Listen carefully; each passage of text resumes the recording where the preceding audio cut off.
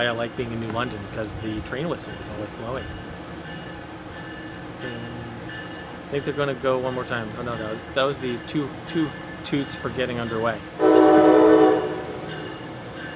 Long. Never long.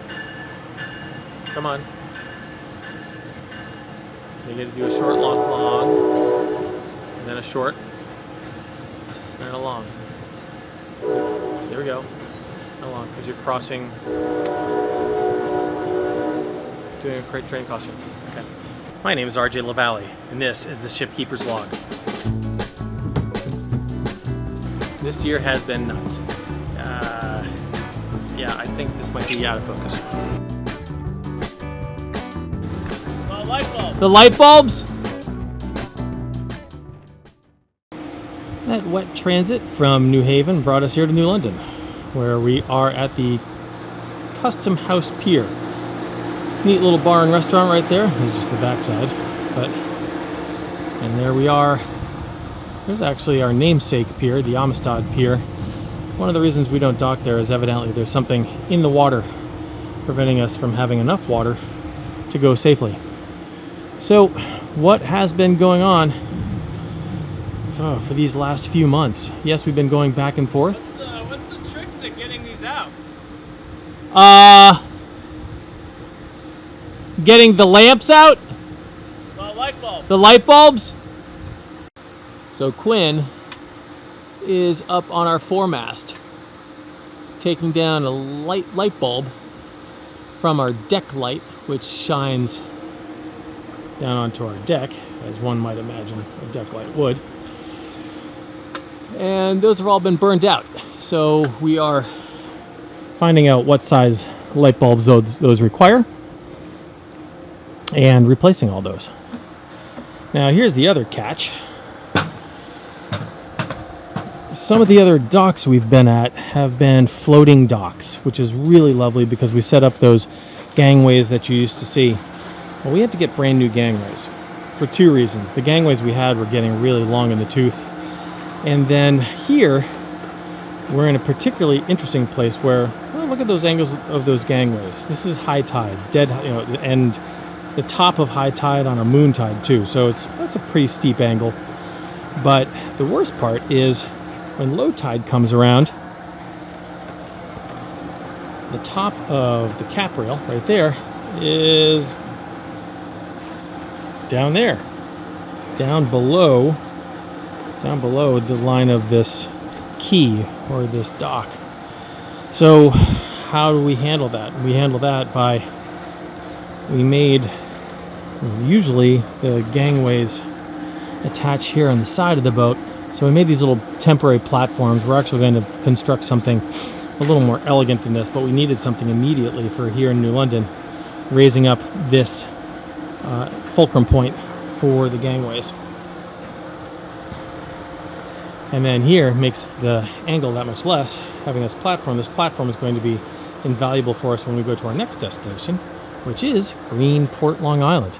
We're heading there next week for their Maritime Festival. We were here in New London for the New London Maritime Festival, or OpSail 2022.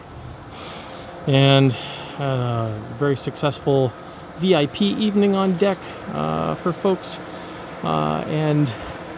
But otherwise, we've got a boat now that actually has signal flags. It has a staysail all bent on, hanked on. We've got a foresail on our foremast. We've got an awning to keep people out of the rain, and more importantly, when it was really, really sunny and hot, we had that up. And we've got a mainsail on. So 3 sails, that's all we're going to do for this season. And what else are we going to do? We're actually already planning for the fall. I was worried that the foremast was going to have to come out lickety-split.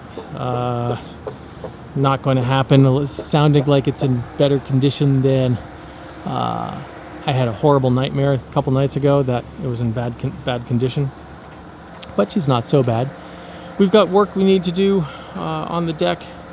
Now, this fall and this winter is going to be really busy, but I'm trying to figure out where it's going to be busy, because we just found out that where we thought the boat was going to be able to come out of the water to go take care of our bottom paint and other needs, cannot do the work. So now, yours truly, I've got to scramble and figure out who's going to do it. It's just totally blank. All right, Quinn. So what'd you see when you went up top? Well, actually, first off, why did I have you go aloft Well, on such a beautiful day? up here on our foremast, all the way at the top, we have bibs connecting on either side of the foremast, and if you look, there's a sizable check on primarily the starboard side, but there's also a little bit on the port side. So I was up there checking it out, making sure that the check is not a result from rot. Luckily, it is not. It is very sound. Used my trusty tool to give it a few knocks, test the integrity of it. It's all looking good up there, and was also changing the spreader lights up there too. And Quinn, who are you, and how did you get here? Well, full name Quinn Bacon. I'm originally from New Hampshire. I moved down here to Connecticut, and I'm here with my partner Sarah. She works at the Mystic Seaport Museum as the head rigger, and I came here originally as a marine fisheries observer, and that didn't really quite pan out, and I wanted to come back to tall ships anyway, so I found the Amistad and an opportunity, and I definitely took it. I wanted to get back into the game, and now I'm here. Nice. Well, it's nice to have you on board. Thanks, Quinn. Thank you. Wow. Okay. A lot different than last year. Last year was, 6-day trip up to Hartford, then down to Middletown, New Haven, and back to Mystic. Kind of a big whoop. But we had a lot of little problems that we had to contend with along the way. This year, well, let's go over the map. We started in Mystic. We took a trip all the way down to Stamford, Connecticut, and then to Bridgeport, and then to New Haven, and then to New London, and then from New London back to New Haven, and then New Haven back to New London, where we are right now. After this, we've got a trip to Greenport, Long Island, that's scheduled in 15 days. And, geez, is that right? No, less than that. Smokes. 9 days. I need to find crew. From Greenport, Long Island, then we go up to Middletown, Connecticut, up the Connecticut River, and then we finish our season in Mystic, Connecticut. So, what have we gotten done? As I showed you, we've got the staysail done, foremast on, foresail on, mainsail on. But we figured out how to put the boat together, but we've got a lot of stuff to do still. All good, but it's all part of getting a boat like this back into a level that can be operated safely and efficiently, and in a way that's very beneficial to the mission of the nonprofit, Discovering Amistad. After all, that's why we're here. We're here, yes, because we love wooden boats, and yes, we love sailing, and we love traditional sailboats. But at the end of the day, the nonprofit that owns this vessel, Discovering Amistad, is about educating people on racial and social justice issues through the lens of the Amistad Rebellion. And this being the platform, a perfect platform as a kind of living history museum to take care of that. Well, what does that mean? I have no idea. And that was a hell of a tangent, something that's important, but I don't know what to do with that in this episode. You saw Quinn, who was up in the rigging, and he was taking care of some lights, which I'm embarrassed to say I should have had those available for a VIP event this last Saturday. But what took priority was getting these gangways on. Because if you didn't have these gangways working, the people would not have gotten on deck, and then you don't have a VIP event, so then you don't have anything to worry about the lights for because you didn't have people here.